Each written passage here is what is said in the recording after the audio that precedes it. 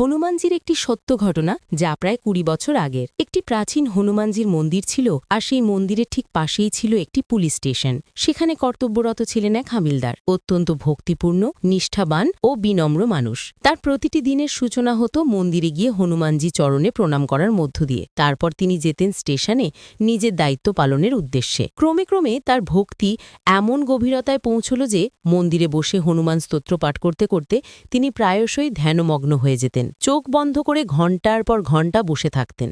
ধ্যান ভাঙলে হঠাৎ বাস্তবে ফিরে আসতেন এবং দৌড়ে পুলিশ স্টেশনে পৌঁছাতেন। এতে প্রায় প্রতিদিনই দেরি হতো। প্রতিদিন ইন্সপেক্টর তাকে রাগে বলতেন, প্রতিদিন দেরি করে আসো, কোথায় থাকো? হাবিলদার বিনীতভাবে বলতেন, স্যার, হনুমানজির মন্দিরে বসে পড়ি। একদিন ইন্সপেক্টর আর সহ্য করতে না পেরে কঠোর গলায় বললেন, যদি ভক্তি করতে হয় তাহলে ইউনিফর্ম খুলে ফেলো, চাকরি ছেড়ে দাও।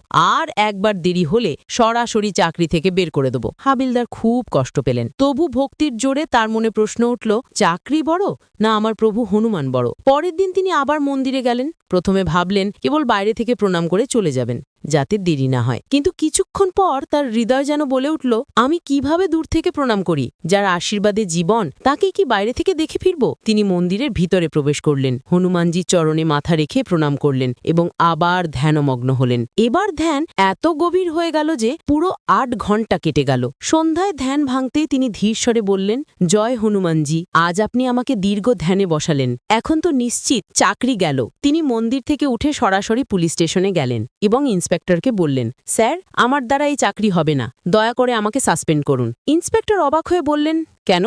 আজ তো সব ঠিকঠাক হয়েছে। তুমি তো সকালেই এসেছিলে এবং আমাদের সঙ্গে সেই চোর ধরতে অনেক সাহায্য করেছো এবং চোরটাকে প্রচণ্ড মেরেছো। আমরা তাকে বাধা দিতে গেলাম, কিন্তু তুমি তাকে উপরে উঠিয়ে মারতে লাগলে। হাবিলদার হতবাক, থমকে দাঁড়ালেন। স্যার, আমি সকাল থেকে সন্ধে পর্যন্ত মন্দিরেই ছিলাম, এক্ষুনি আসলাম। পুলিশ স্টেশনের লোকেরা হেসে বলল, মনে হয় মাথাটা ঠিক নেই। কিন্তু হাবিলদার ছুটে গেলেন আবার মন্দিরে। হনুমানজির চরণে লুটিয়ে পড়ে অশ্রুসিক্ত কণ্ঠে বললেন, হে প্রভু হনুমান, আজ আমার রূপ ধরে আপনি নিজে কেন গেলেন চোর ধরতে?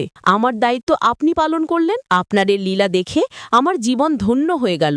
জয় হনুমান মহাবলবান। যারা হনুমানকে মন থেকে ভালোবাসেন তারা কমেন্টে লিখুন, জয় হনুমান।